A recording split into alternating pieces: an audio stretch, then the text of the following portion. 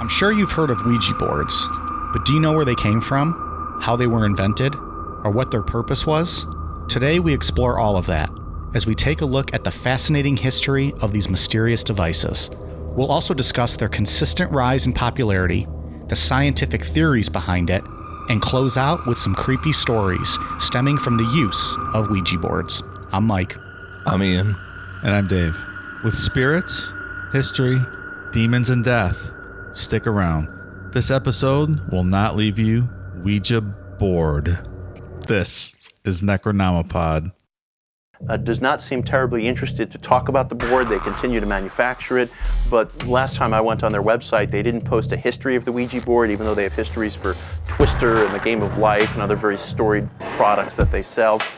People are scared of Ouija. They don't want to attract boycotts from the Christian right. They don't want to attract somebody who's going to commit some kind of a crime and claim, well, the Ouija board told me to do it. And that's part of its history.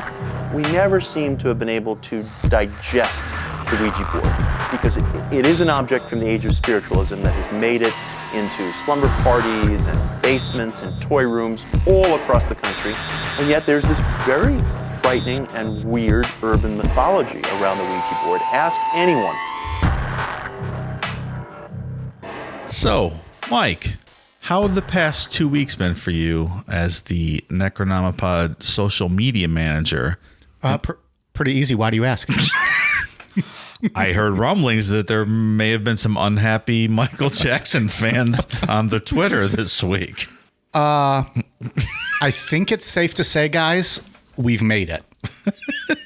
We've made it. I did a little perusing of our Twitter account, and there were some interesting things going on this week. So it got to the point where like people were just being so nonsensical and trying to maintain some professionalism. I just muted everybody that would like tweet something shitty. So I probably missed a lot of tweets. Okay. I don't know.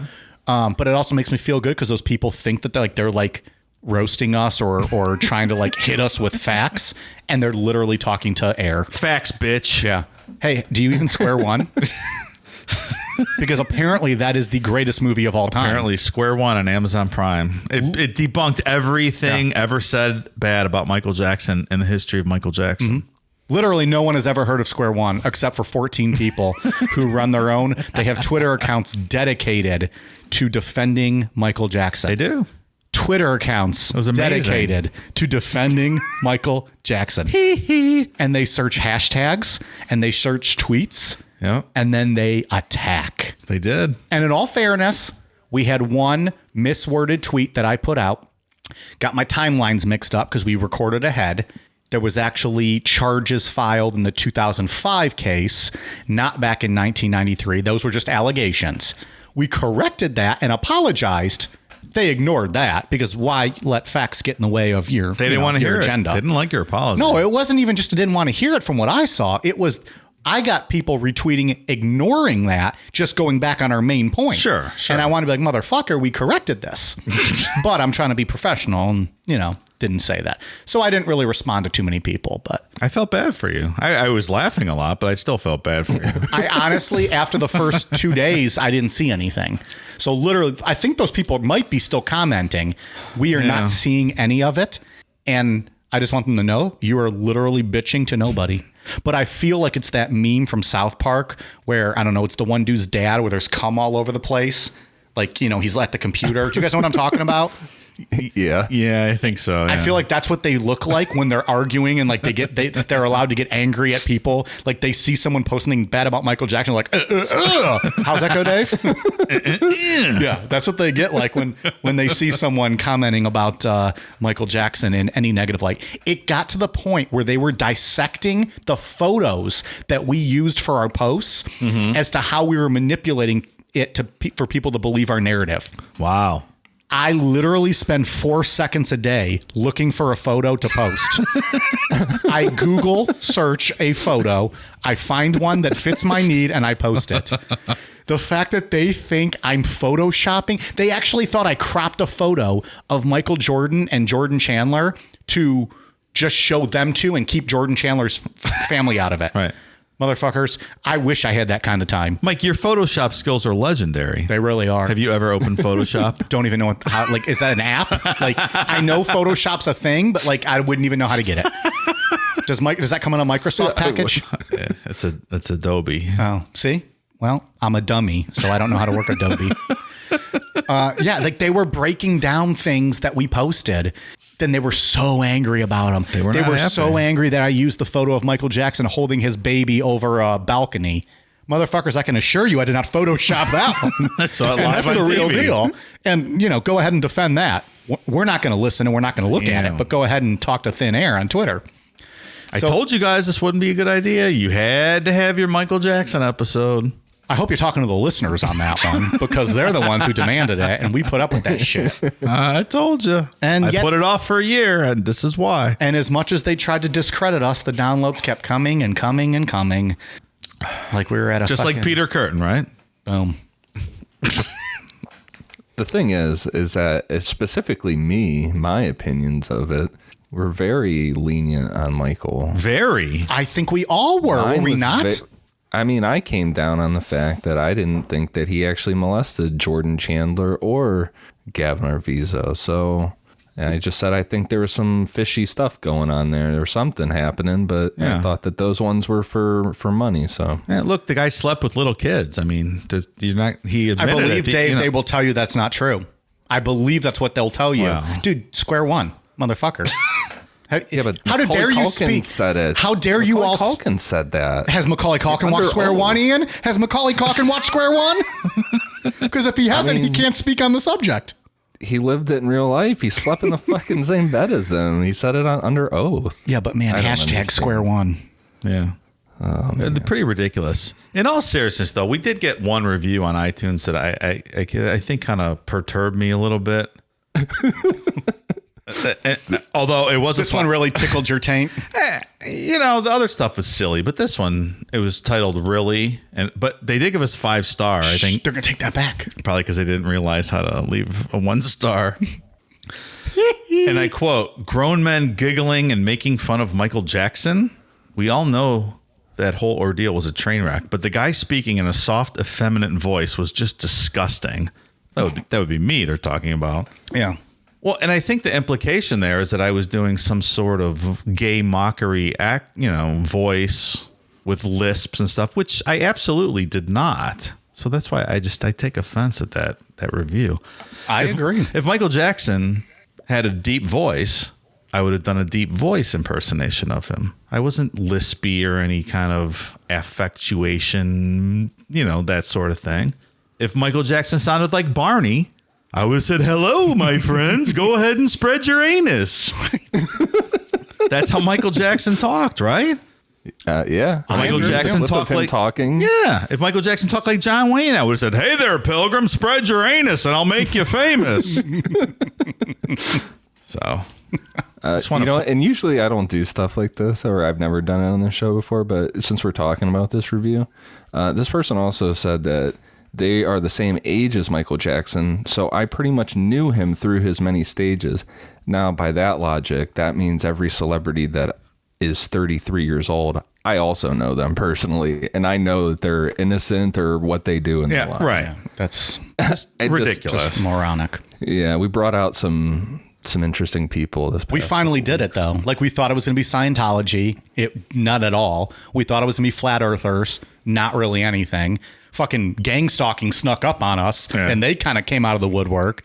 John Bonet, we just had like a couple weirdos on YouTube, but it was this one. And it wasn't even until week 2 that people caught on. Yeah. And it was because one of our listeners mentioned something about what would the Neverland, whatever that gimmick was, because they thought that whatever the documentary, Finding Neverland, Leaving Neverland, that's it.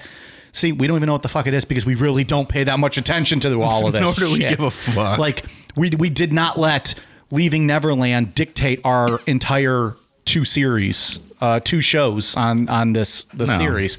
But somebody mentioned that, and then one of those MJ Innocent people caught on and blew up, and then they started searching our timeline. Sure. And then I don't. And the other problem is, I don't think anyone actually listened to the show. No, none of them did. Or if they did, they got butthurt over stupid things like Dave's impression. Like my impression. Well, yeah, this person listened to the show and they didn't like it. Yeah. Well, sorry. Like of all the reviews we've ever gotten and over the past 2 years, this one just irked me because that's absolutely not what I was doing at all. And just to my LGBTQ homies out there, of which many are in our audience, I always have your back. I would never make jokes like that. Yeah, so. it's just moronic. It's baseless. What's this person's name? Shell Ray. You can go fuck yourself with this review. Well, there was also Ridiculous. someone who was calling us out, I think, on Twitter, and then like they were one of the early ones, and then I went to respond to them, and their account like got restricted by Twitter for posting like questionable stuff. So, fuck you, thank you, goodbye. There you go. Boom. Anyways, moving on to other things. Ian, we have been getting a ton of questions and inquiries about the Promised Land series. So, you got any updates on that one? So, we had the whole hiccup with COVID happening. Oh, you mean that little hiccup? Yeah. COVID, never heard of her. Yeah. And then just life got a little crazy. I don't know, just been an intense year. So, but it's still being worked on. It's still coming out. So there's no timeline set right now, but it is still in the works. I would say if I had to ballpark it right now, I would say sometime in December, January, episodes will start coming out for 2022. Worked on 2022. You're talking about, Ian? Yeah. 2021. Come on, 2025. So we're still. No, but it is still coming out. Yeah, it is still in the works. Ian's working on it. Just got sidetracked. So, we'll keep people posted too. We'll let them know like when there's going to be like a release date set. Yeah, for sure. And I actually got an email from the Jonestown Institute the other day about some new Freedom of Information Act documents about like the military's response to the cleanup and just the whole like military response to Jonestown. It's interesting. So I want to read through that stuff, and maybe Nice. there'll be some stuff that I can add to that. But yeah, it's still being worked on. I still read my Jonestown stuff all the time on the side. So there you go. There's the updates. Stop fucking tweeting me about it. There you go. Last thing, we got koozies. We did. Finally, I'm drinking out of one right now. It makes the beer taste extra delicious. Available at necronomipod.com under the merch tab, the same place you get your stickers. We got koozies available. There's just one design. It's got the Necronomipod logo on one side and on the bottom, and then the Sweet Skull beer bottle logo on the other side, designed by listener Alex, who was kind enough to let us use that logo. So those are available. You can buy them a single, you can buy them in a 3-pack, or you can get a koozie sticker combination. All available at necronomipod.com. Guaranteed to make your beer taste better. That guaranteed is backed by nobody. Oh, good to know, Mike. Good to know. Let's get to it. It's October. It's a creepy month. It's scary. Ian, what do we got? Tonight we are going to be talking about Ouija boards. I would assume that everybody listening knows what a Ouija board is, but it's also known as a spirit board or a talking board. It's a flat board marked with the letters of the alphabet, the numbers 0 through 9, the words yes, no, and occasionally hello and goodbye, along with various symbols and graphics. It uses a planchette, which is a small heart-shaped piece of wood or plastic, as a movable indicator to spell out messages during a seance. People place their fingers on the planchette, and it's moved about the board to spell out words. Did you know the Beatles wrote their famous song while they were doing the Ouija board? Like, I don't know why you say goodbye. I say hello, hello, hello. I don't know. No. Nah, I'm just making that Oh. interesting. It's not true. It's like, wait, is he being truthful? I don't know why you say goodbye. I say hello, hello, hello. Good one, Dave. I'm going to leave you a shitty review now, too. I just saw goodbye and hello. That's what popped in my head. Sorry, man. Fuck off. According to Ouija historian Robert Murch, who has been researching the history of the Ouija board since 1992, he said that when he started this, there wasn't anything concrete put down about the origins of it. Like, no one had compiled this stuff. He was the first one to do it. As he dug into his research, he found that the Ouija board came out of the American 19th century obsession with spiritualism and the belief that the dead are able to communicate with the living. I believe we just covered this on our most recent bonus show on Patreon. That's true. The spiritualism of the 19th century. We covered a little bit of that in our show on the Amherst poltergeist. And it makes sense that it would come out of this period. Spiritualism, which had been around for years in Europe, became popular in America in 1848 with the sudden popularity of the Fox Sisters of New York. The Fox Sisters claimed to receive messages from spirits who knocked on the walls to answer questions, and they traveled around recreating this channeling of spirits in parlors across New York. Spiritualism worked for Americans in the second half of the 19th century because it was an acceptable activity to contact spirits at seances through automatic writing or table turning parties in which participants would place their hands on a small table and watch it begin to shake and rattle while they all said that they weren't moving it. Kind of like the Philip experiment. I was just going to say that, yeah. Mm-hmm. Yeah. Well, that video of the Philip experiment with the table rolling around the room is just absolutely ridiculous. Was that in our Zozo episode? Yeah. Yeah. Everyone's like, oh, we created Philip and he's rolling the table around the room. The movement also offered comfort in a time when the average lifespan was less than 50. Women died in childbirth, children died of diseases, and men died at war. I mean, it wasn't the greatest time to be alive, I guess, right? Probably not. No. Yeah. And there's a lot of great, hoax stories from back in those days with the spiritualism, like with the sisters you just mentioned. When the knocking. I mean, how hard is it to make knocks, So it's pretty easy to fool people. Sure. You got someone knocking behind the wall. And I think it's pretty much well documented that the Fox Sisters were faking this. Yeah, of course. Stuff. I mean, this was like a traveling show with them. They're the Vince McMahons of Poltergeist.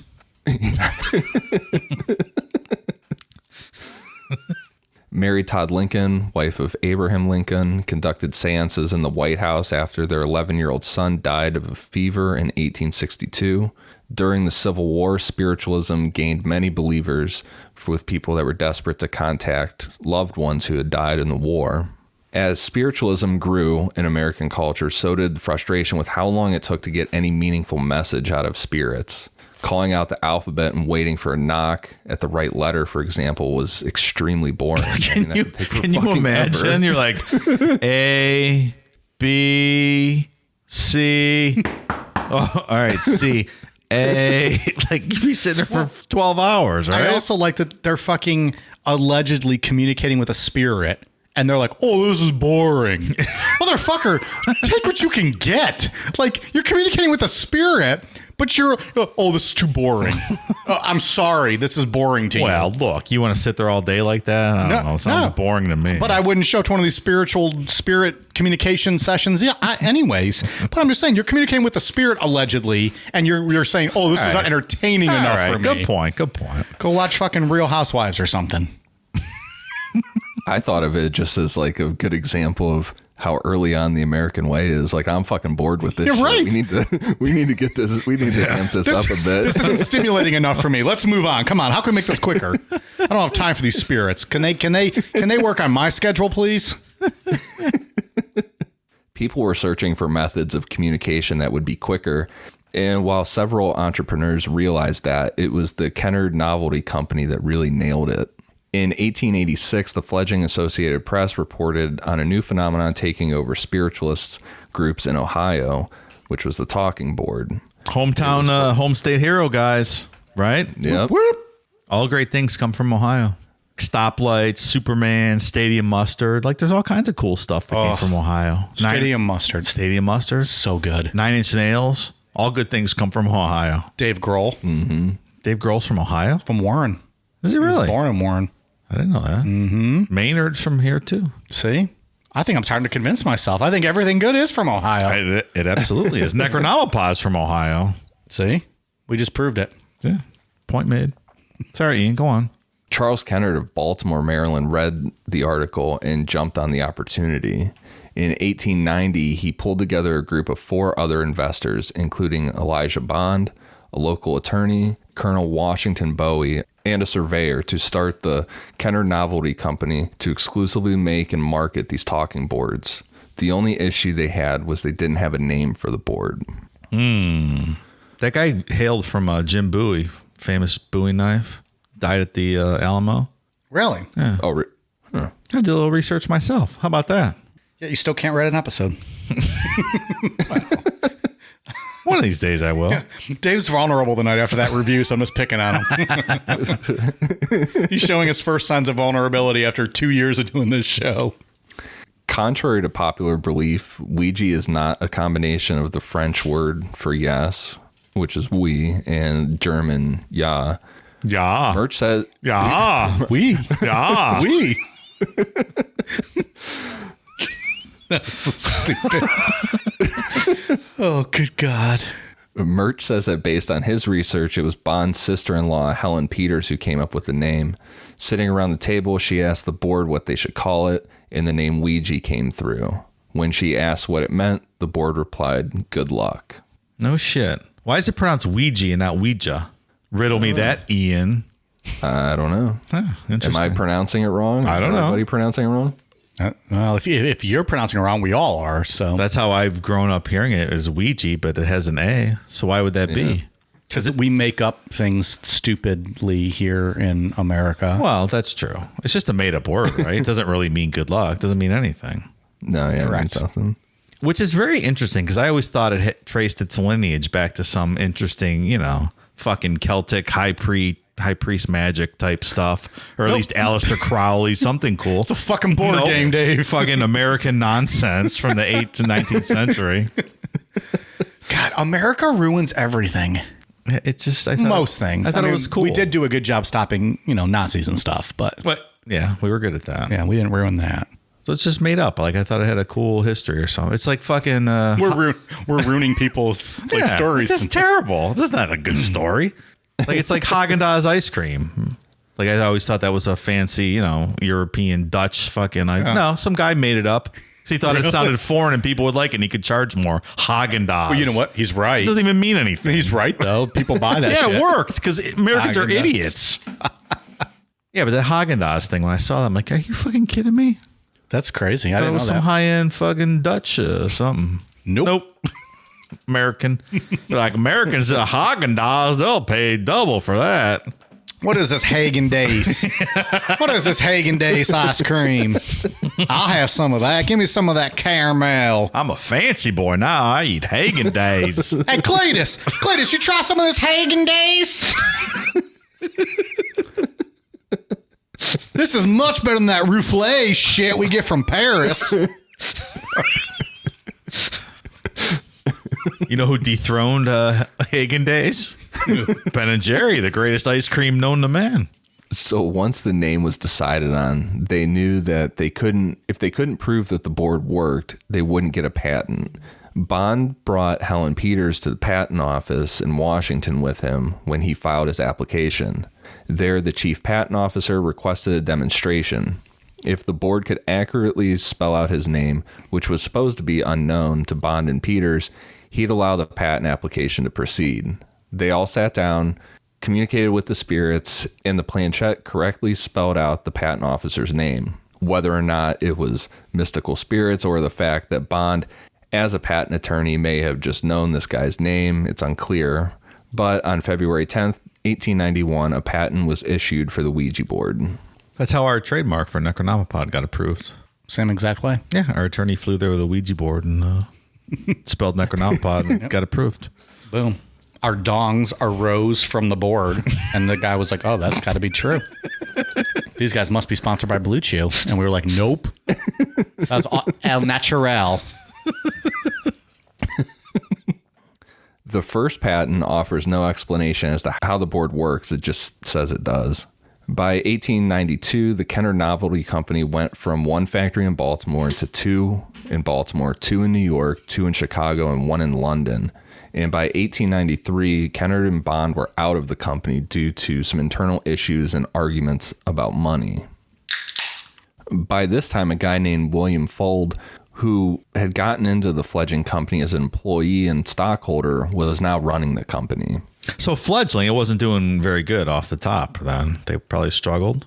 Yeah, I mean, they had a ton of success with this, but it was, it was a lot of infighting and money stuff. Like people were getting greedy with money and good idea, bad management. Yeah. It's a curse. I hate to see it happen. Not with Cool Down Media, though.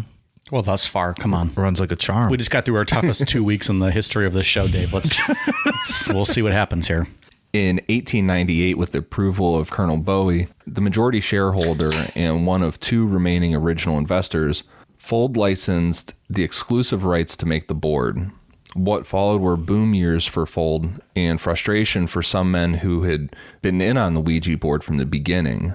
Public fighting over who'd really invented it played out in the pages of the Baltimore Sun, while rival boards were started and failed. In 1919, Bowie sold the remaining business interests in Ouija to Fold for $1. Damn, how about that? That's interesting. $1. That dude just wanted out. Apparently. The board's instant now prolonged success showed that it tapped into a weird place in American culture. It was marketed as both mystical oracle and as family entertainment. This meant it wasn't only spiritualists who bought the board. Actually, the people who disliked the Ouija board the most were spiritual mediums because their job as a spiritual middleman was pretty much unneeded at this point. If anybody could just buy one of these and talk to spirits. Right. Replaced by a game. Out of business by a piece of cardboard. Right. I mean, come on. The day a piece of cardboard can take over my job for me, I'll just walk away. Is that it? We'll buy you out for $1. Yeah. Spoiler alert, ain't gonna happen. Cardboard ain't got this wit. So I'm going to do a cardboard cutout. I'm going to put your face on it, and I'm going to sit it in a chair right here for next week. And Just use the soundboard, yeah, Dave. you just see how it works. My greatest hits. I'm going to interview you with sound cuts, and we'll see. Mike, what is your favorite thing in the world? I'll just play the wet ass pussy I thought you were clip. going to play something. I don't have it. During the Great Depression, the Fold Company opened new factories to meet demand for the boards. Over 5 months in 1944, a single New York department store sold 50,000 of them. Fuck. In 1967, the year after Parker Brothers bought the game from the Fold Company, 2 million boards were sold, outselling Monopoly. Wow. That's huge. Interesting thing I read about that year, too, is because the Vietnam War was going on. Like this merch guy that researched this and other people were attributing the sales of the Ouija boards to guys dying in Vietnam. Oh, my God. That's very sad. That is awful. Well, and like we said earlier, it was a lot of this stemmed from the Civil War, too, when people were dying. Sure. Or was that last episode?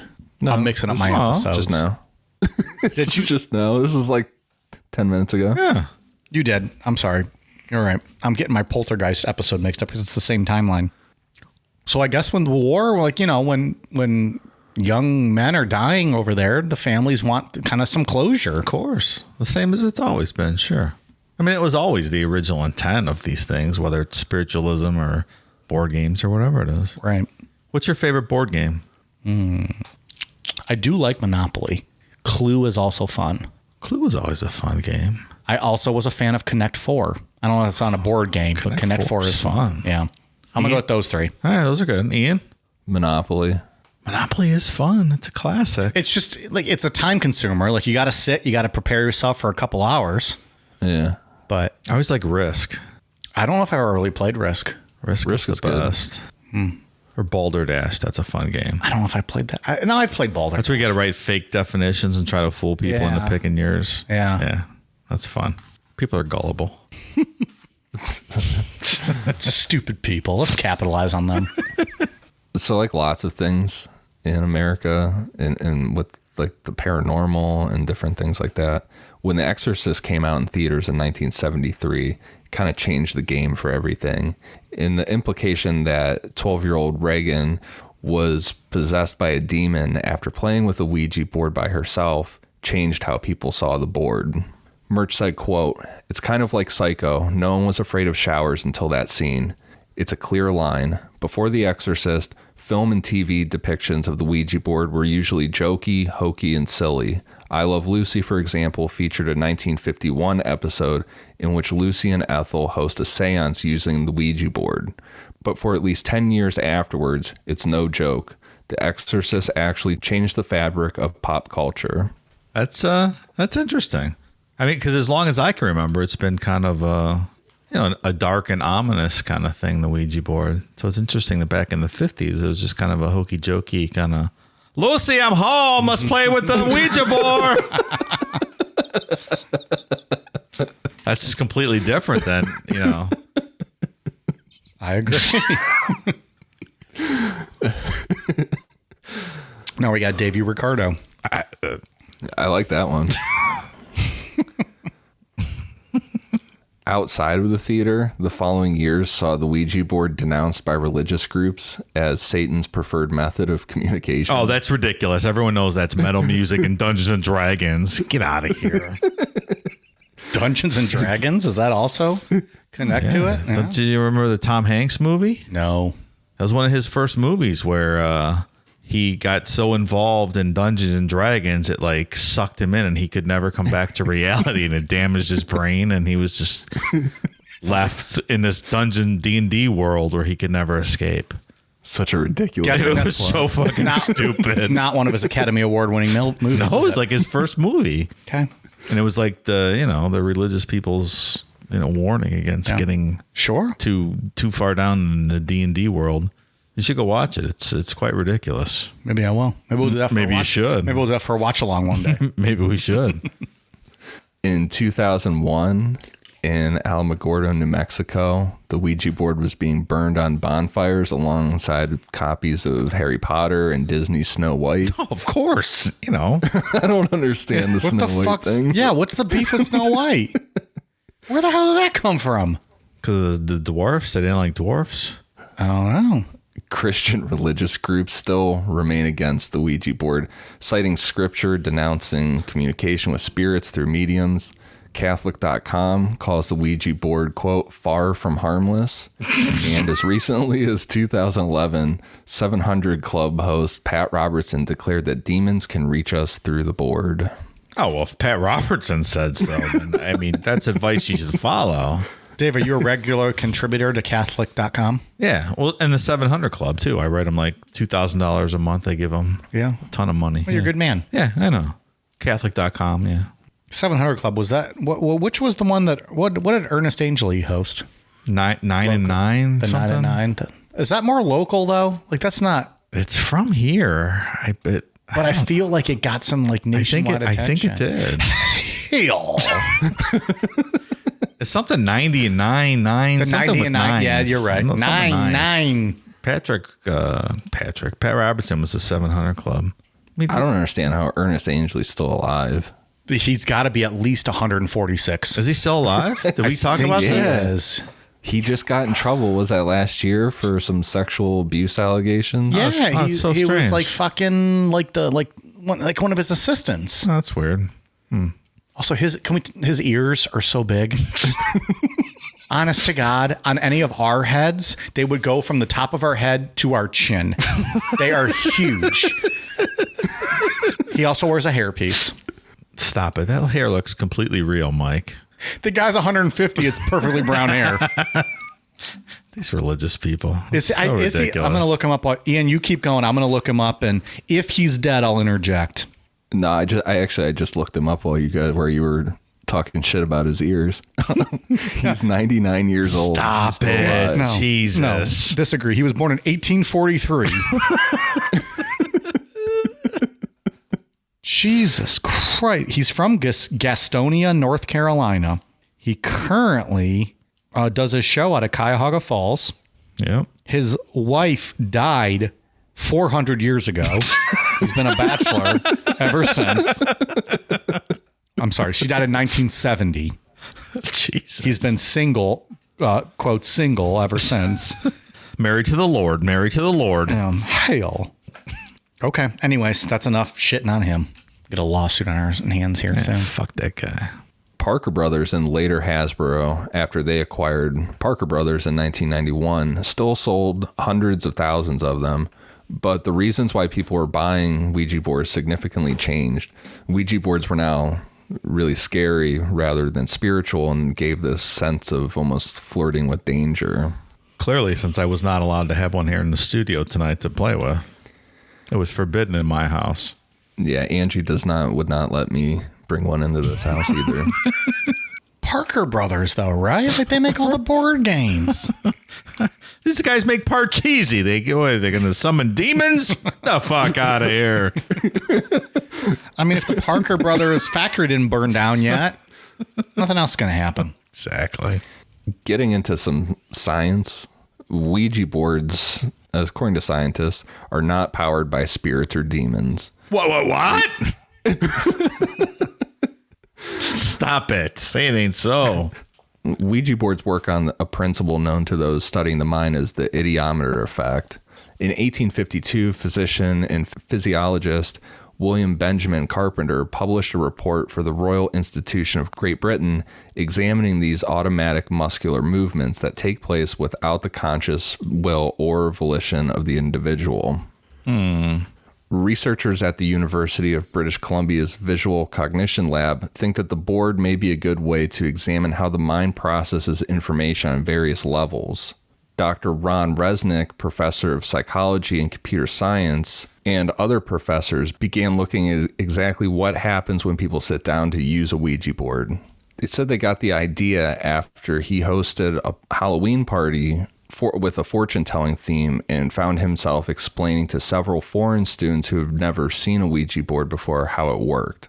He explained the Ouija board in mystical terms, leaving out the idiometer effect, and just left with the students to play with the board on their own. When he came back hours later, the students were still playing with it, although by now they were really freaked out by it.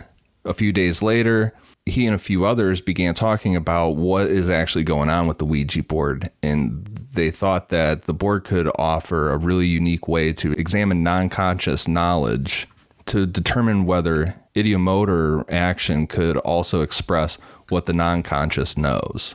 That's interesting. I mean, I looked at this a little bit. It's, unconscious involuntary motor movements, which I guess is what I always assumed the Ouija board was.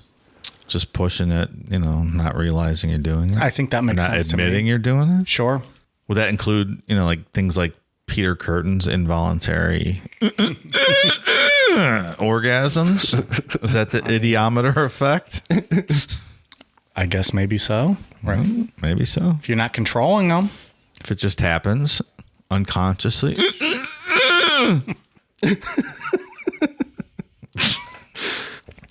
Their initial experiments involved a Ouija playing robot. Participants were told they were playing with a person in another room via teleconferencing. The robot, they were told, mimicked the movements of the other person. In actuality, the robot's movements simply amplified the participant's motions, and the person in the other room was just a way to get the participant to think that they weren't in control.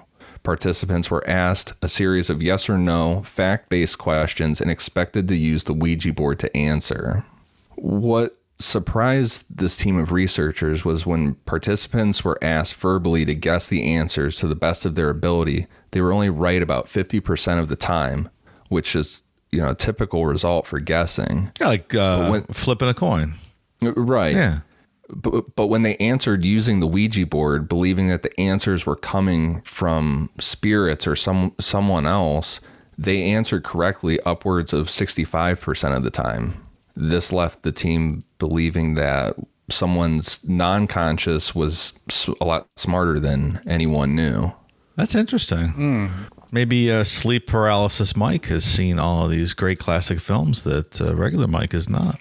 I couldn't tell you. Interesting. You have to ask sleep paralysis Mike. We'll have him in one day. We should hypnotize him. I bet he's seen Die Hard. He probably hasn't watched that. He does have self-respect. He won't watch a fucking Bruce Willis movie.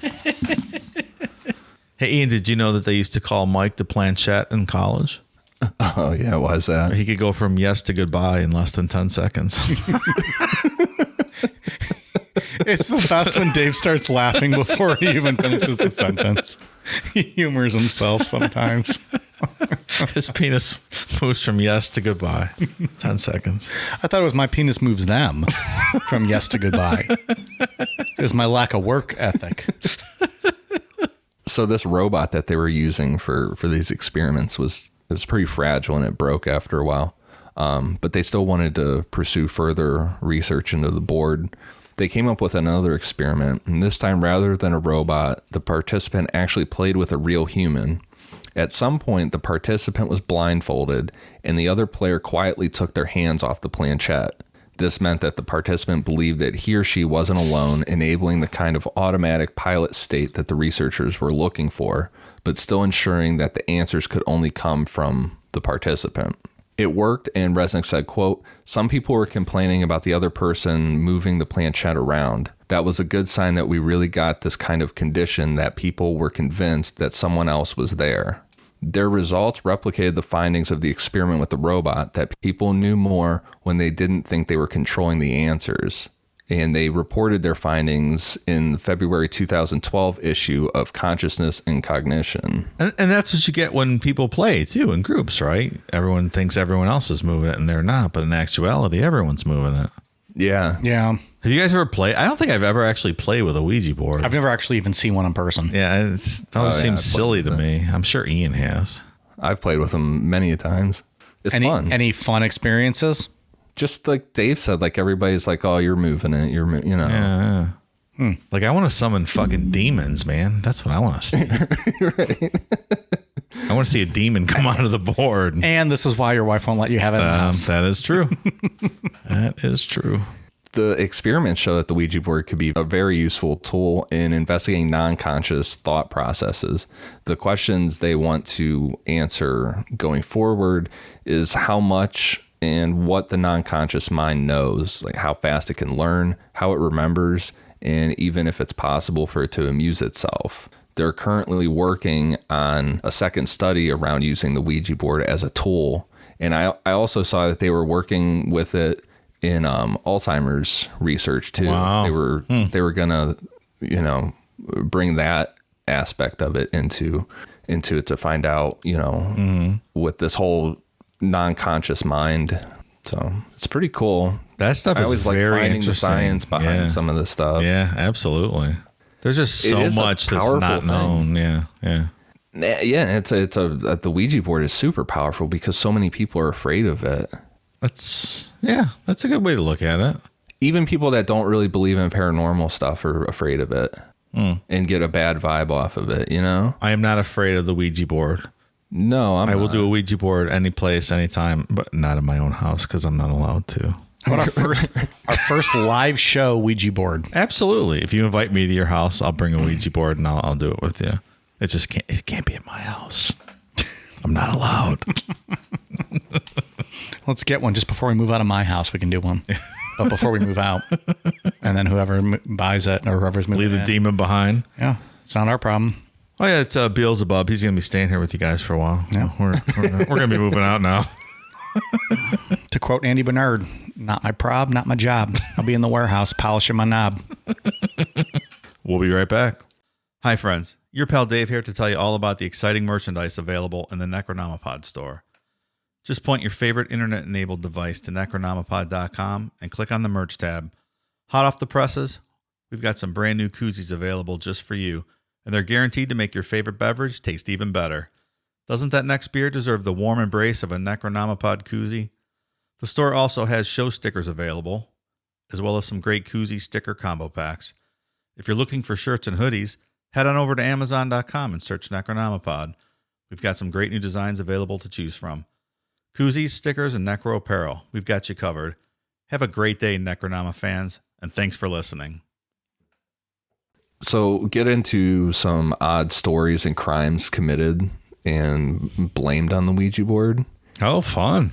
There are a fuck ton of murders out there blamed on the Ouija board. I bet, because you convince someone that fucking a demon or Jesus or whoever told you to do it, and they're like, all right, must be real. I better go do it.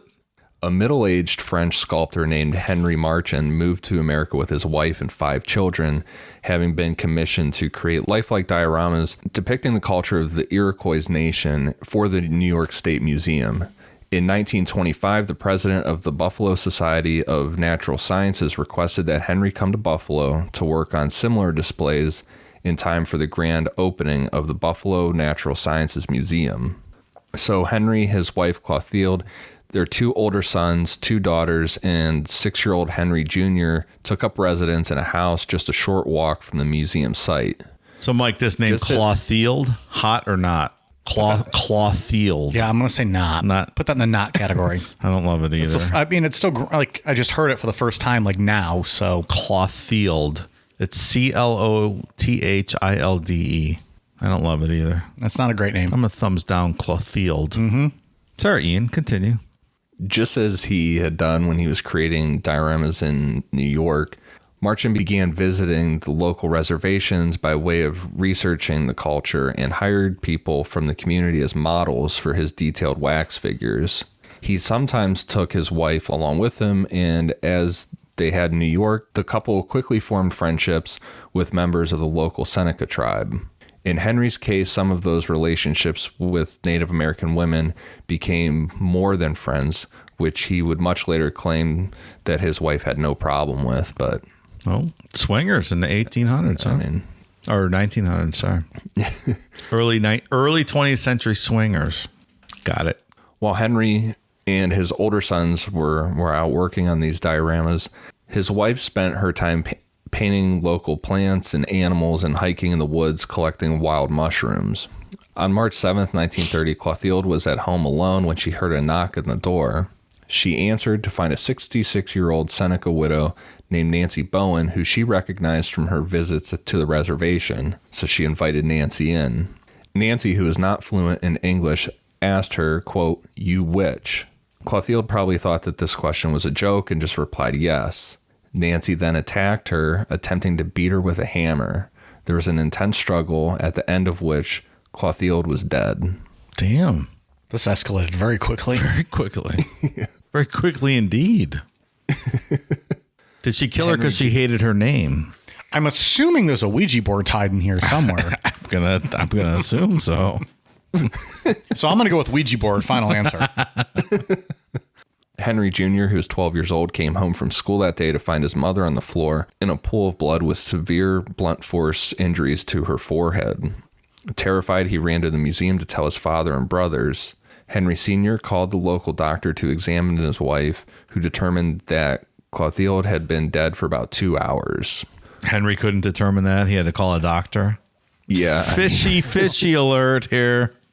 The police arrived soon after and quickly determined foul play and started interviewing the neighbors, one of who said that earlier in the day they'd seen 2 Native American women acting suspiciously outside the Marchand home, walking up and down the street and pausing to look at the house as they passed by.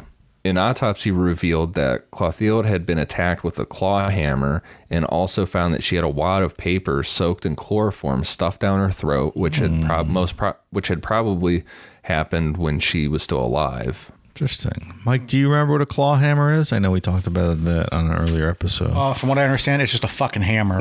And why people decide to call it a claw hammer, I have no idea. It's a fucking hammer, folks. There's no need to get fancy about it. That was an early episode, I think. Way back. Yeah. The detectives interviewed Henry, who was asked to account for his movements that day, and had admitted to leaving the museum for a couple hours that day in order to drive around town with one of his models. He also voiced some suspicion as to who might have murdered his wife, and soon after, detectives arrived at the reservation to arrest 36-year-old Leila Jimerson for murder. At the station, Leila claimed it was Nancy Bowen, who was also arrested. Nancy, who was a tribal healer, claimed that the murder was an act of self-defense, as Clothield had recently used witchcraft to murder Nancy's husband, Sassafras Charlie. The French witch, she claimed, had killed many other people with her witchcraft and had been planning to kill Nancy next. Well, so she was a mass murderer. So, all right, self-defense. Nobody fucks with Sassafras Charlie. That's the greatest name in the fantastic. history of the show, I think. It's like your nickname in college, Eat Some Ass Mike. Sassafras Charlie, Eat Some Ass Mike. Yeah, just like that. Just like that. You're a bottom feeder, right? Yeah, I believe some folks in the rap community would call me a bottom feeder. That's funny. Nancy was in extreme grief when Sassafras Charlie died. Leila Jimerson, a a Seneca Cayuga woman, originally from New York, offered Nancy some relief by introducing her to the Ouija board. Leela had little trouble convincing Nancy, who was already very spiritually oriented, that the Ouija board was a reliable tool for speaking with the dead. The pair conducted regular seances during which the spirit of Sassafras Charlie spelled out letter by letter the truth of his death. He'd been murdered with witchcraft by a French witch named Clotilde, and even gave Nancy a description of the woman and her address. I don't know, guys. That's pretty fucking specific. So I don't know how you can refute that. The Ouija board spells all that out. It's irrefutable. Case closed. That's it. Address, description, name. What else do you want from a Ouija board? They couldn't get that information anywhere else. Absolutely not. Not back in those days. Leela seemed shocked by what the Ouija board was saying and told Nancy that she knew of a woman of the exact name who fit the description. That's very convenient. Even Judge Judy would have convicted this lady, I feel. That's overwhelming evidence. Shortly after this, Nancy began to receive letters from a, quote, Mrs. Dooley, who she did not know, which confirmed everything Charlie's spirit had told her and revealed things that were even more off. Quote, I know something secret. I decided I'd better tell you and help you out. What I can. This is what I know. Charlie Bowen is killed by a witch in the city of Buffalo. It was from a French woman. She killed Charlie because he have good medicine to sell in the city. Her witchcraft didn't work so good, so she decided to kill him. She killed many, many that way, Indians and white. But let me tell you more. She said she fixed another doll, the same this doll, is his wife Nancy. Self-defense. Yeah. Preemptive strike, if you will. So she was now convinced that this witch was out to kill her too. Nancy tried to repel Clotilde's evil magic with hexes of her own, but as the letters from the mysterious Mrs. Dooley kept coming, it became clear to her that her magic wasn't working, and she'd have to stop Clotilde by more direct means. Nancy purchased a bottle of chloroform and a hammer, and she and Leela traveled into town. Okay, I'm 100% convinced that Henry is Mrs. Dooley at this point. There's not a doubt in my mind. Dave's like, fuck it. In the solarium with the knife. It's Henry. Book it. Give me my money. This is Open the card. He's like, I'm Mrs. Dooley. I'm going to write letters. Dave, is that in a feminine voice? Please. That was. You've been warned already. I apologize. I'm not going to do women's voices anymore. Sorry. Motherfucker. Leela offered to keep Henry busy while Nancy took care of his wife. According to the records, she went to see Henry at the museum and asked him to take her for a drive. They drove around town for about an hour before Leela was dropped off around 3 p.m. so she could meet up with a, quote, friend.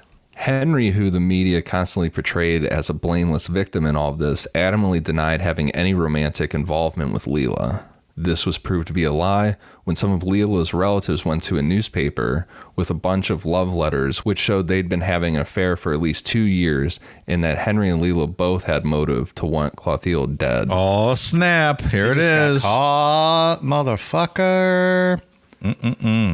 A week after the murder, the DA had Henry arrested as a material witness rather than a suspect and pushed the case against Leela and Nancy to trial quickly.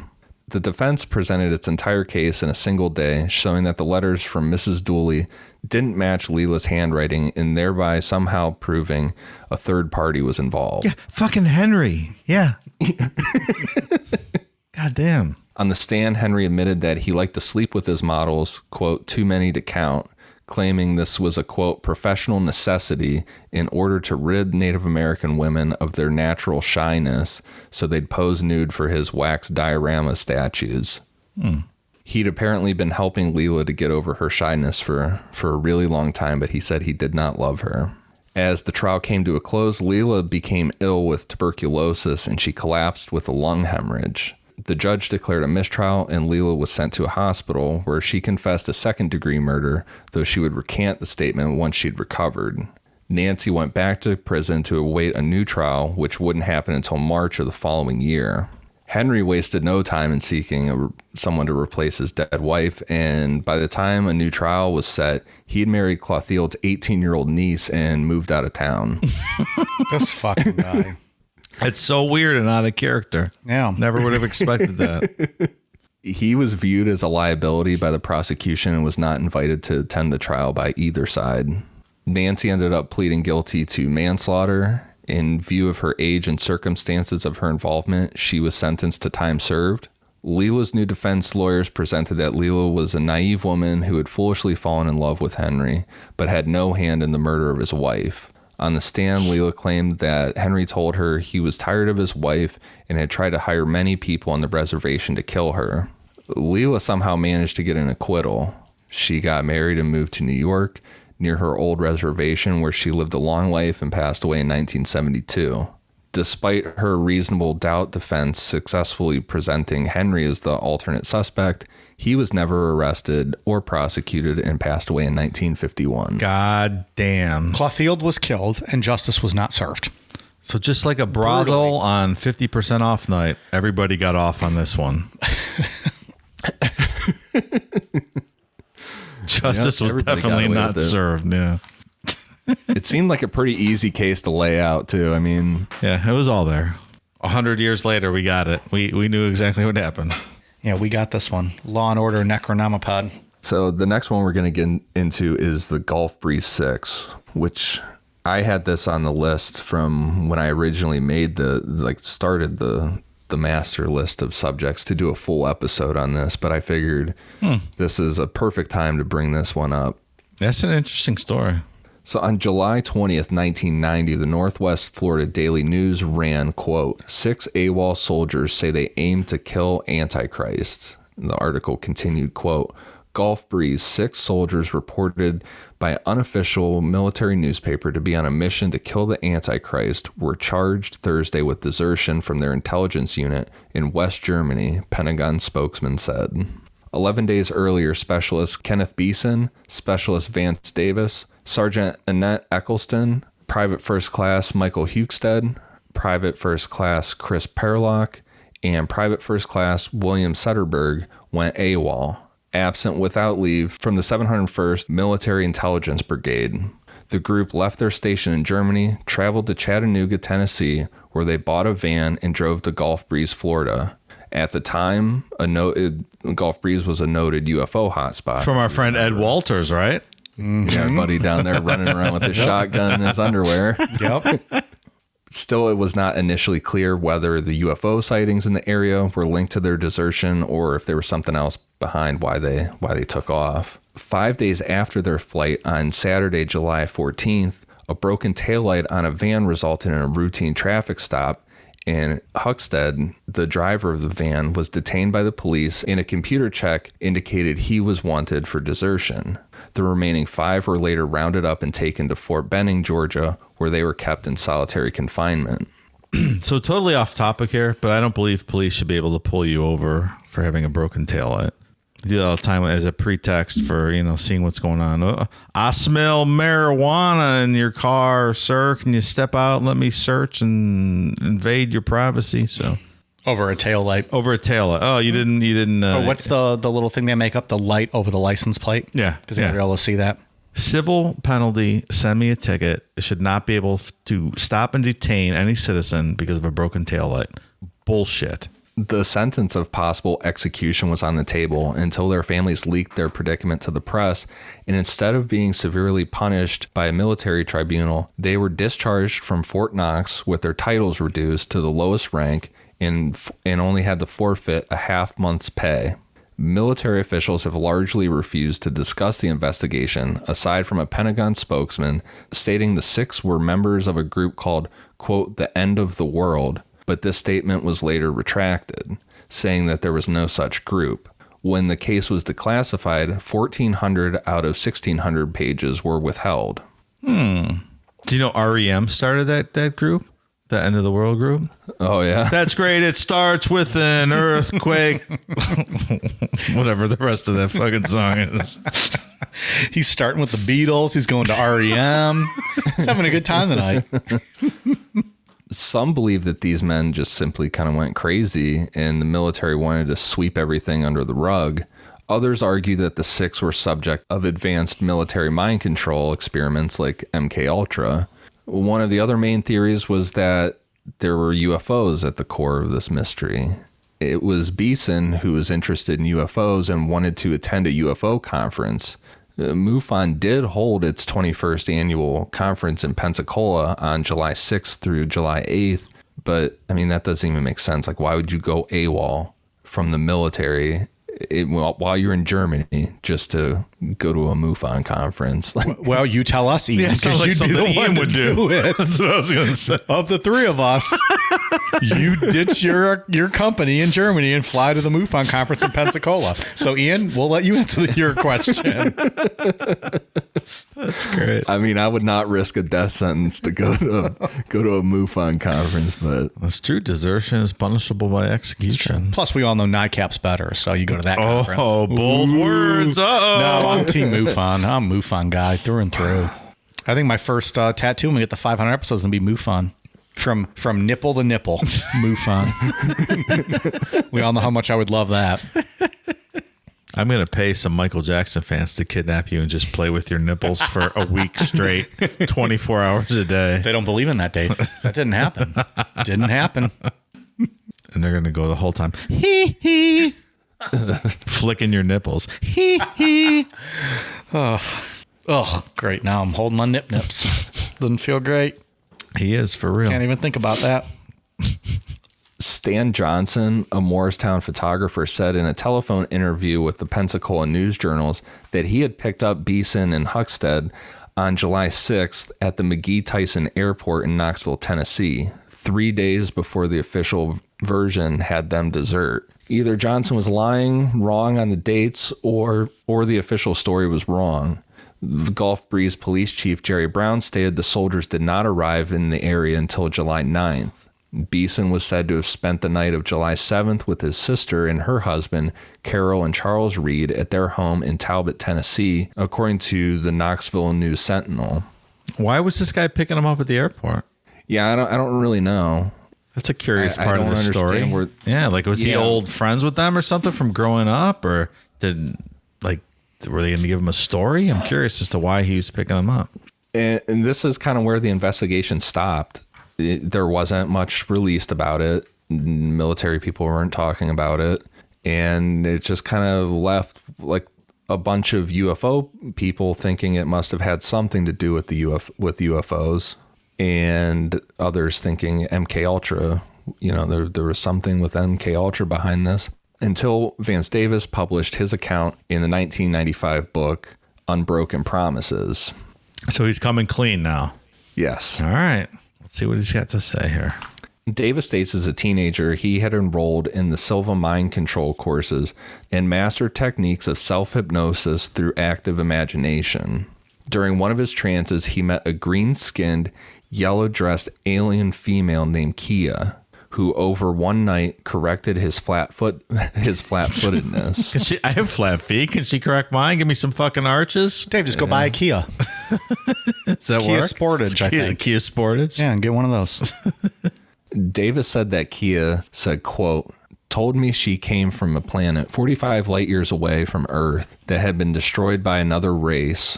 Her race, the Kiesians, were telepaths that were en route to Earth to assist the Alliance in protecting the human race. They were scheduled to arrive by late 1992. The Kiesian civilization had been reduced to 5 spacecraft carrying about 3,000 people per ship. Her husband had been killed, and she had taken his place as commander of this small armada with her 2 grown sons in charge of the 2 remaining ships. So she kind of became his guardian. Is this not literally the Battlestar Galactica storyline? I don't know, man. This sounds like Battlestar Galactica to me. I would not know that, but okay. So you're thinking like, well, okay, so what does this Davis guy's Billy Meyer style claims have to do with Ouija boards? Yeah, right. These guys going AWOL. According to Davis, the Ouija board put the 6 soldiers in touch with an entity that named herself Sapphire and others, including those presenting themselves as the Old Testament prophet Zechariah, Mark, and Timothy of the New Testament, and the Blessed Virgin Mary herself. Oh boy, here we go. The Virgin Mary uses the Ouija board now. That is not what they said. I think she was just channeled through it. I did that one time. I said, am I speaking to the Virgin Mary? And he went to yes. And I said, are you really a virgin? And it went to goodbye. She wouldn't answer the question. Good politician. Goodbye. Between December 1989 and July 1990, the Ouija summoned spirits gave the group a series of predictions of coming world events, which Davis claims were passed along to military authorities upon their arrest, along with tons of notes that were taken by the group during 8 Ouija board sessions that they held. When some of Sapphire's prophecies, both minor and significant, started to come true, one stating the exact dynamics and number of casualties of a major earthquake in Iran, it convinced the 6 that they were dealing with genuine communication with some form of entities.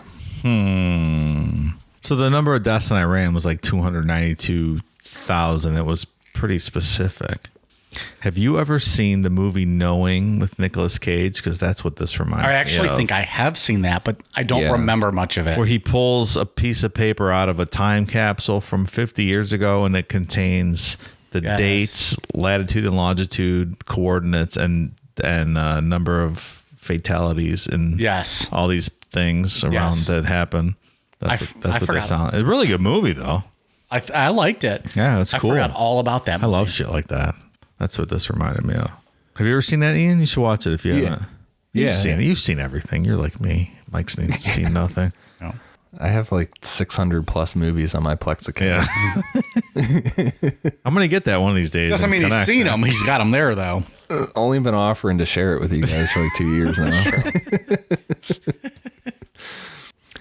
So they felt that they were chosen to act as instruments of God's will. Their oath to the military, quote, obviously seemed to be less of importance than following God's orders. What's more important than following God's orders? Obviously. Nothing in the world. They asked Sapphire how to carry out their divine mission, and Sapphire instructed them to flee the military regardless of consequences because they were needed to help lead the world through an impending cataclysm. So that's what they did. Of course. What else are you going to do? Davis states that in 1989, he, quote, began to sense that the lines of demarcation between the physical world and the spiritual one were beginning to blur. Now, this other military guy, Beeson, believed in reincarnation and believed that he had been sacrificed to the gods in a previous life. He also believed that the U.S. government was in cahoots with aliens and that evidence for this could actually be found in Augsburg, the NSA site where they worked. It was also Beeson who knew a woman named Anna Foster at whose house in Gulf Breeze most of the group would later be hiding and arrested. This Beeson guy was in love with Anna Foster, and like this would explain why they all went there, but still not the reason for actually deserting. Like Fred Durst says, he did it all for the nookie. Am I right? Right. Of course he did. Davis states that Sapphire warned them of a coming war. Mankind was about to make an evolutionary step, which was why many alien entities were in orbit or under Earth and or in telepathic contact with the likes of him. There were 2 alien groups, the Alliance, which would be the good guys who believed in free will, and, quote, the others, who were abducting people and performing medical experiments on them. Sapphire confirmed to the group that the U.S. government was in cahoots with the aliens, as they had suspected all along. She stated that 1998 would be the date for the false messiah to make his appearance. The year was 3 times his number, 666. Okay. Good one. She told them to leave Europe as there was going to be a U.S.-European conflict, which would make it hard for the group to continue their learning and would endanger the role they were told they would play during this upcoming evolutionary step. So their choice to hide out was in Gulf Breeze they knew this area because they were stationed in Pensacola at one point, some of them, and this Anna woman lived there. It wasn't because of UFOs. Yeah, of course, because Anna lived there. When they deserted, each left a copy of the letter dictated by the spirits in hope that the letter might make its way into the hands of the president, so everyone would know of these dire times ahead. Well, I got to tell you, Ian, I never received this letter. I don't know what the chain of command, but it was never passed up to me. I was the commander in chief, but I was busy fucking and eating Big Mac, so I never saw this letter, so I apologize to these servicemen. Mr. President, what was your go-to order from McDonald's? I got 5 Big Macs, Nice. 3 McGriddles, some hash browns, 2 large fries, a sundae, some 20 chicken nuggets. I got 3 quarter pounder, 3 double quarter pounders with cheese, and I got a Diet Coke because I'm watching my figure. Very good. Mr. President, thank you. I won't even remind you that you can't get McGriddles and all that at the same time because it's breakfast and lunch. But McGriddles are on a 24-hour menu, Mike. okay. Maybe not back then, but they are. They were not in the 90s. And I think a lot of places have scaled back on that, maybe because of COVID. Is that right? Unfortunately. I don't think you can get the McDonald's breakfast. At least at most of them, you can't get them all the time. Fucking McGriddles are so goddamn delicious.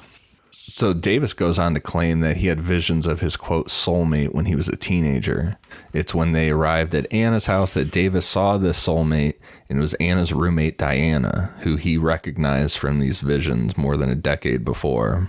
So, like, when going through this story, I'm like, well, if the spirit world is guiding them and leading them away, why would they get arrested? You know what I mean? Like, yeah. So Davis said, quote, Sapphire had told us that Gulf Breeze would be safe until Friday. Then we would stop in Texas to pick up our stuff and head for the mountain states to begin the rest of our lives and prepare for what was to come. But it was this love of, Davis meeting his soulmate, Diana, and Beeson being in love with this Anna woman that made them stay longer. So they didn't leave on Friday when they, quote, should have left. He also says that, quote, fate played its card through a defective taillight, and that's the rest is history on them getting arrested. That's a shame, young man. The only thing coming is me. You're going to Fort Leavenworth. Go fuck yourself. Mr. President, a pardon would have been nice. I might pardon those boys. They're good boys. Trying to save the world. I'm just trying to fuck. Just want pussy. McDonald's pussy. Oh boy, he's getting going, folks. I want Cuban cigars, some good scotch, and I want a pussy. I love pussy. I love Arkansas pussy, scotch, McDonald's, jogging. That's about it. I thought you were saying Arkansas pussy, and I was like, no, sir. Arkansas pussy's the best pussy out there. Sir. Come on, Mike. You ever been to Arkansas, Mike? Mr. President, please. You ever been to Little Rock? Put your cock in Little Rock. It's great. Ian, keep talking. Quick, go. Start saying something. Davis states that, quote, we didn't realize at this time that the government had known our plans and had an operative on the plane with us, just as Sapphire had told us, and they lost us when we arrived in Atlanta, just as she had assured us that they would. But the, quote, best evidence that they were indeed monitored is how they were arrested at Anna's house. Huckstead swore that he did not tell authorities where his fellow deserters were. Remember, he got pulled over with that taillight, and then they were all arrested. Yeah, right. Still, they were, quickly that same night, they were all arrested. If that's true, it suggests that someone really did know where they were. And if that was the case, Davis's notion that the government knew where they were headed to desert and followed them through their desertion would make sense if he really didn't tell anybody or tell on them. Mm-hmm.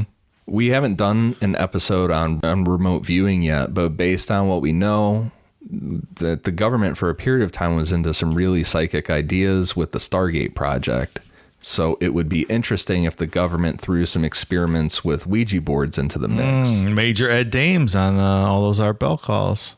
Yeah. He was the guy, yeah.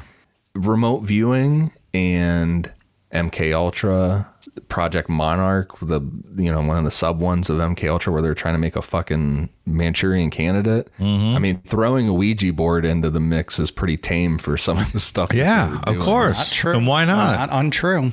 It's also interesting to note that Davis's career with the military and the NSA started at Fort Meade, where the Stargate project on remote viewing was started. Yeah.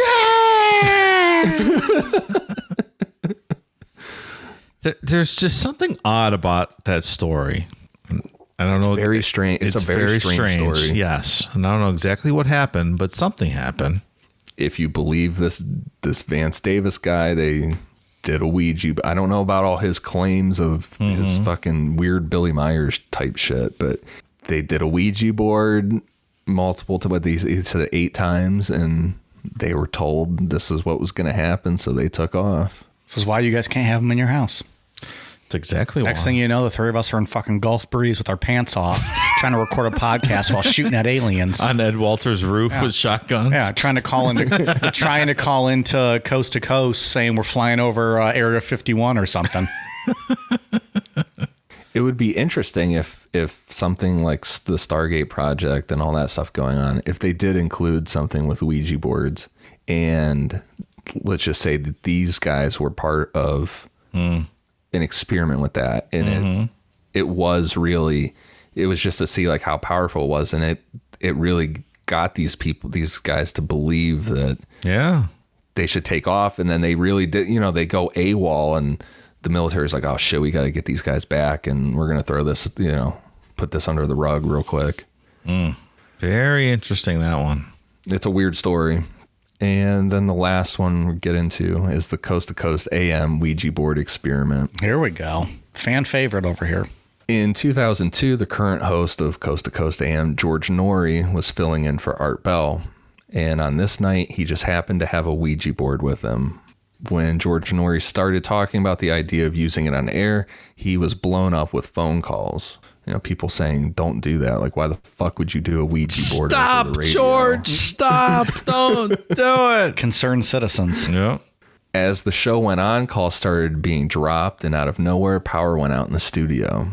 When the backup generator got the show back on, George Norrie said the planchette was pointed toward the word no. Oh. God damn. Isn't there a history of that? Didn't Art Bell's whole show got knocked off the air during one of those... What call was that when they knocked him off the air? Was it a Area 51 call? Guy. Yeah. When that guy was all scared. Yeah, that's right. Fun fact about that call, Tool used it in the last song on Lateralus.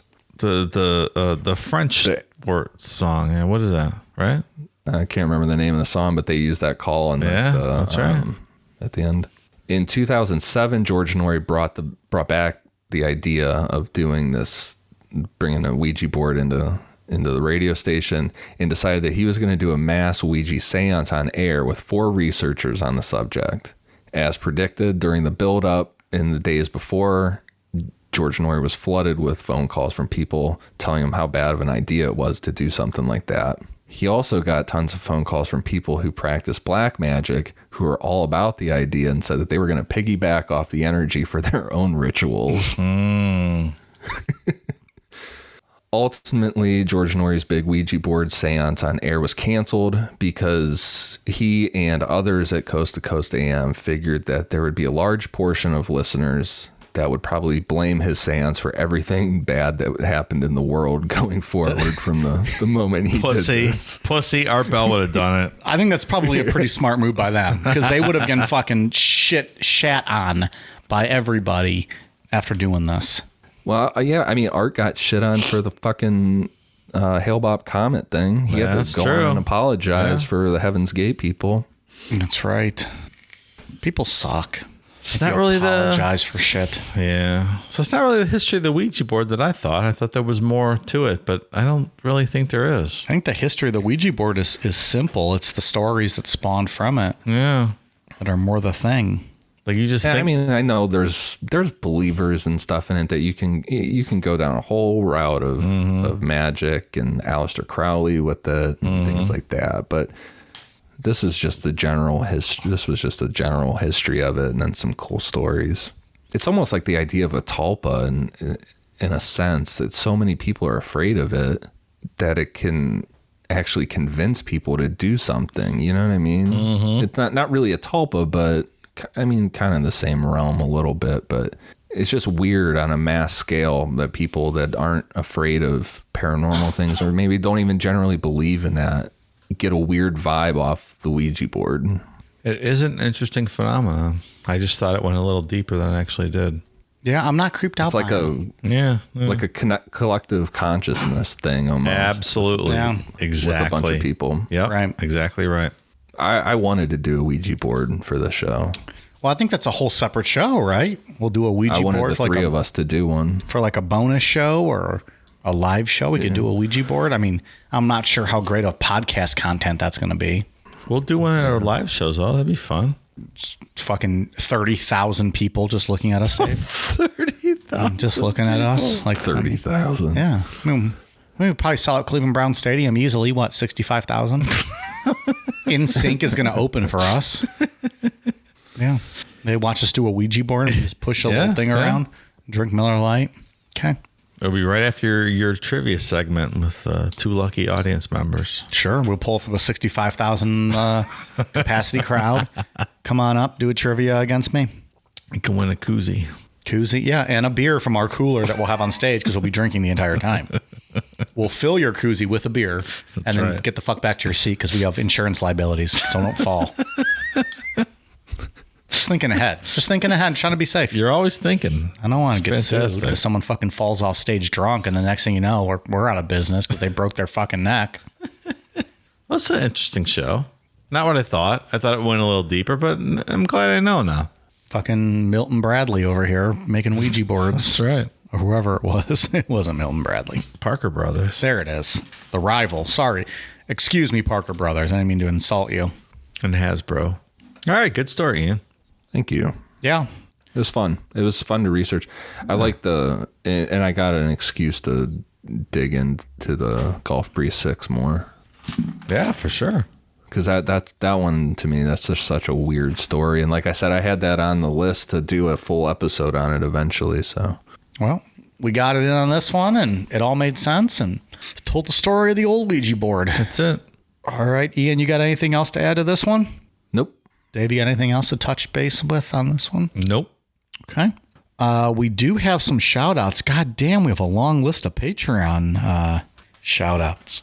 Let me make my way through this. First of all, I have a correction on a name to make. Oh, boy. Here we go. So, correction to Lily Burrell. Apparently, I butchered that name last time. So, I think that might have been on Michael Jackson Part 1. Anyways, Lily Burrell, shout out to you. Thank you very much. Hope I made that one right. If not, let me know. Thank you to new patrons, Manda Banana, Jesse Ritter, David Riles, Barry McCockiner. Wait a minute. Barry McCockiner. I'm reading this for the first time right now. Barry McCockiner. Nice. I love it. Good stuff. Opal Waite, Anna, Jonathan Elkins, Dean W., Catherine Foley, Kate Dunn, Lynn Dalhover, Michelle Poach, Dominic A. Graham, Susan McDonald, Brianna Hammond, Stacy Roberts, Kara Mumel, Michelle Branham, Shauna, Grace Peters, Mary Archambault, Tech Effects, Terry Schramm, David Briggs, Kelsey Costanzo, Christy Underwood, Justin Wynham, Kyle, Nick Harris, Kathleen Haig, James Peterson, and Joel O'Day. Thank you guys very much. We are at patreon.com/Necronomipod. Ian, what do you got? For iTunes, I have one for Landon Love, Tech Effects, Idiot McStupidface, Sounds like one of our listeners. Mickey Mouse 1398, Bitter Buckalick. Wait a minute. What was that? Dave's having a good time with these catching these ones. Bitter Buttlick? No. Bitter Buckalick. Oh. Well, now I feel bad if we made fun of someone's real name. I thought they said bitter butt lick. I thought So it tastes like pennies in your mouth, right? If you're eating the wrong kind of butt. Butt I eat tastes like filet mignon. Megan Thee Stallion's butt, of course, Dave. Oh, I'm sure it tastes. I'm a bottom feeder for Megan Thee Stallion. It's like filet mignon. Well, you bet it is. I think that's it. We threw him off his game now. He's like, fuck, I'm not even saying these rest of these names. These jackasses are going to make fun of him. The few good listeners we have left after that Michael Jackson series. Yeah, and that was it. So thank you guys for the awesome reviews. Okay. Hashtag square one. I'm watching it this weekend. Yeah, no, you're not. No. None of us are. I'm not. And you know what else you're not watching? Finding Neverland or Leaving Neverland. Nope. Because that's not going to happen. Nope. I turn it on for 10 minutes. I'm like, yeah, I don't really want to watch this. If you only would have told them that, Dave, they might have been on your side. Yeah, I'll never watch that. The thing about doing this podcast now, it's not like how I used to be where I would go back and read stuff a bunch of times and get bored and look at stuff. Right. Now, after I research something for multiple days in a row and then write an outline, I store it away in my brain and I'm never going to look at it again. So yeah. I'm never going to watch anything regarding Michael Jackson again in my life, probably. So as it should be. Tell me about what was it called? Square One, man. Everyone knows Square One, Ian. Yeah. What the fuck are you talking about? It's literally, it's the greatest film of all time, as voted by everybody in the world. The Academy Award for every category. Yeah. Square One. There are literally 4 Twitter accounts that are just dedicated to Square One and, defending the honor of Michael Jackson. My brain only has enough room for Jonestown after this stuff, so don't come at me with that shit. I don't want to hear about it. Right. Oh, they can still come at us. They're all muted. We ain't going to see it. Or at least I'm not. Dave might if he searches it and just wants to troll you about how Michael Jackson sucks as a musician. But that's his own opinion. I had to censor ourselves just because I would be drunk and make a fool and get us in trouble. I got a brand to represent over here. Absolutely. We are on Twitter, Facebook, Instagram, YouTube at Necronomipod, patreon.com/Necronomipod. Go to necronomipod.com to get stickers and our brand new koozies guaranteed to make your beer taste colder and fresher. That guarantee is not backed up by anything. You can also get our merch, shirts, hoodies, t-shirts, long sleeves, hoodies, tanks at amazon.com. Search Necronomipod. All that stuff's up there. I think I hit all of the plugs I had to hit for tonight. So, yeah, we're going to have a fun rest of the month of October going on. We have some fun, creepy stuff going on. Some good stuff on Patreon too this month. So patreon.com/Necronomipod if you're interested. Really good shows this month. So check us out. Thanks a lot. All right, you guys ready for a cool down beer? Yep. Cheers.